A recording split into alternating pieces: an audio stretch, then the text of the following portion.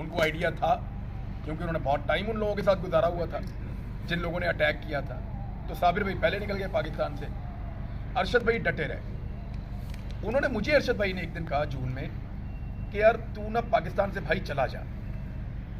جون میں مجھے انہوں نے فون کیا, انہوں نے کہا مجھے پتہ چل گیا ہے کہ اب تجھے ٹارگٹ کریں گے, ممکن ہے تجھے گرفتار کریں, ہو سکتا ہے تجھے ماریں, مار بھی سکتے ہیں جان سے, تو پاکستان چھوڑ کے چلا جا. مجھے ارشد بھائی نے کہا.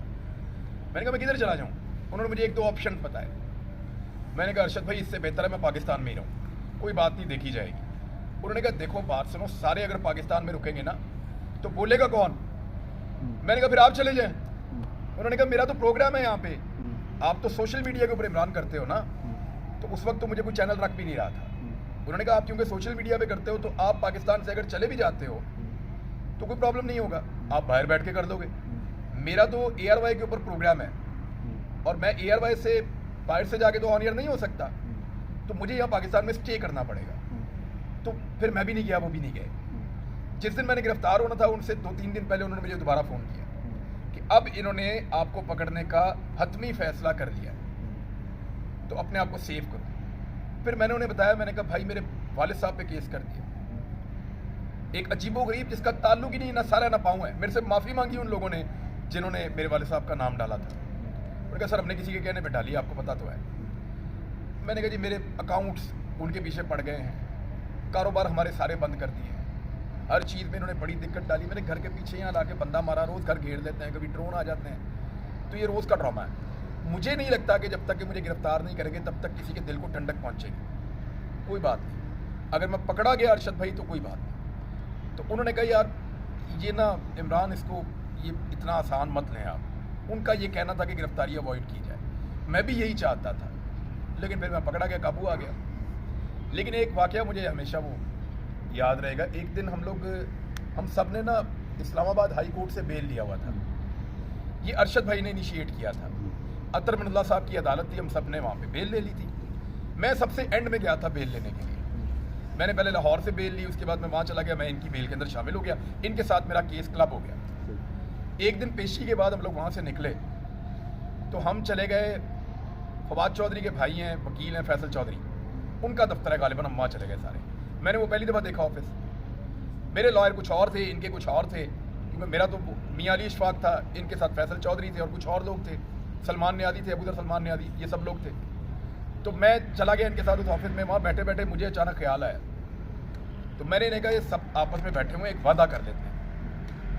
سمیع ابراہیم سے ڈاکٹر محیط پیرزادہ تھے, صدیق جان تھے, ارشد بھائی تھے, میں تھا. میں نے کہا ایک وعدہ تو آپس میں کر لیں سارے لوگ. بولو. میں نے کہا ہم میں سے کوئی بھی پکڑا جائے گا نا تو باقی سارے اتنا ہی شور مچائیں گے جتنا اپنے لیے کوئی مچاتا ہے, یعنی اس کو ایسے ہی فیل کریں گے جیسے میں خود پکڑا گیا ہوں, تو تاکہ جو پکڑا گیا ہے اس کے لیے آواز اٹھتی رہے.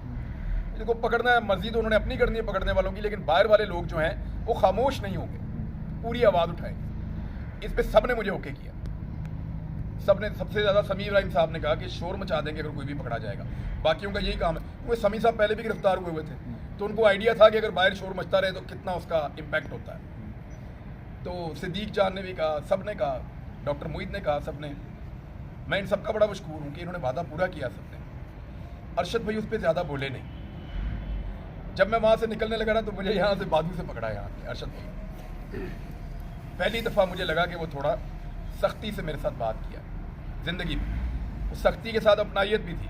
مجھے پکڑا کہتے دیکھ بھائی مجھے پتہ ہے جو تیرے دماغ میں چل رہا ہے, تو بعد آ جا. ایگزیکٹلی یہی الفاظ تھے, بھائی بعد آ جا, مجھے پتہ ہے تیرے دماغ میں کیا چل رہا ہے. یہی مجھے یاد ہے.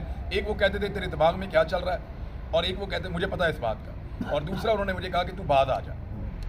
تو میں نے انہیں کہا یہی والے بات, میں نے کہا ارشد بھائی کسی نہ کسی کو تو وہ پکڑ ہی لیں گے, اور ہم کب تک بھاگتے رہیں گے سب لوگ. ادھر اسلام آباد میں کتنی دیر رک سکتے ہیں, میرا گھر لاہور میں ہے, میں تھوڑے دن نہ جاؤں تو مجھے الجھن ہوتی ہے, مجھے ایسا لگتا ہے میں بھاگا ہوں, تو مجھے لاہور جانا پڑتا ہے. آپ لوگ اسلام آباد میں گزارا کر سکتے ہیں, میرا تھوڑا سا یہ پرابلم رہے گا.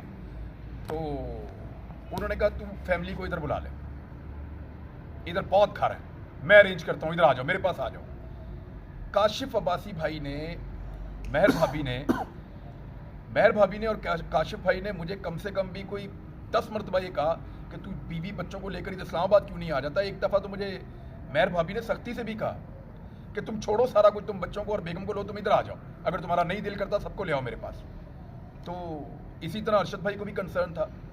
تو میں نے کہا جی نہیں, میرا گھر لاہور میں ہے, مجھے وہ پسند ہوتا ہے کہ میں اپنے گھر میں جاؤں اور جا کر وہاں بیٹھوں.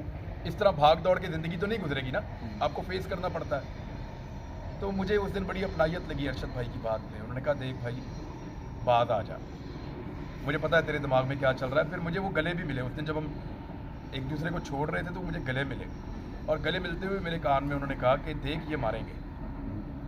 اور یہ جملہ مجھے آج بھی اسی طرح یاد ہے, دیکھ یہ ماریں گے, مجھے پتا ہے یہ زیادہ ماریں گے. تو میں نے کہا ارشد بھائی آپ ہے نا, تو میں ایسے ہی ٹال دیتا تھا. لیکن سیریسلی جو باتیں میں نے مذاق میں کی تھیں یا اتنی سنجیدگی میں نہیں کی تھیں, ان باتوں پہ ان سب نے پہرا دیا. یعنی ارشد شریف کو اسلام آباد میں روکنا مشکل ہو رہا تھا لوگوں کو, لیکن وہ دن رات کام کر رہے تھے. آپ کو پتہ ہے مجھے بھابھی نے کیا بتایا؟ انہوں نے بتایا کہ ارشد بھائی نے ٹک ٹاک چلانا سیکھا میری گرفتاری کے دوران پہلی رات میں, اور اس پہ ویڈیو بنانا سیکھا. اسی رات میں وہ لگے رہے سیکھتے رہے اس کو, اور پھر وہ ٹک ٹاک پہ ویڈیوز بنا کر ڈالتے تھے میری. اور جب بھابھی نے پوچھا کہ یہ آپ کیا کر رہے ہیں, اس نے کہا یہ بڑا زبردست میڈیم ہے, یوتھ کے اندر زیادہ پیغام جاتا ہے اس کا. یعنی وہ جو بہت ساری ویڈیوز وائرل چل رہی ہیں سوشل میڈیا پہ, وہ ارشد بھائی نے بنائی ہوئی ہیں راتوں کو جاگ جاگ کے. وہ یہ کہتے تھے اپنے دوستوں میں, اپنی فیملی میں, کہ اچھا میں نے کیے ہیں 10 ٹویٹ تو 10 آپ نے کرنے ہیں, 5 آپ نے کرنے ہیں, 5 آپ نے کرنے ہیں. وہ سب کو موٹیویٹ کرتے تھے کہ اس معاملے کو اٹھاؤ, اس کو نیچے نہیں جانے دینا, ہمارا بندہ پکڑا گیا ہے اور زیادتی ہو رہی ہے. وہ بغاوت اور غداریوں کے مقدموں کے اندر بندے اٹھا کے اندر ڈال رہے ہیں, اس کو تنگ کر رہے ہیں. تو ارشد بھائی نے پورا اس محاذ کے اوپر لڑائی لڑی. سمیع ابراہیم پورا بول ٹی وی لے کر وہ اس کے اوپر کھڑے ہو گئے. میں ان کے ٹی وی چینل کا حصہ تو نہیں تھا.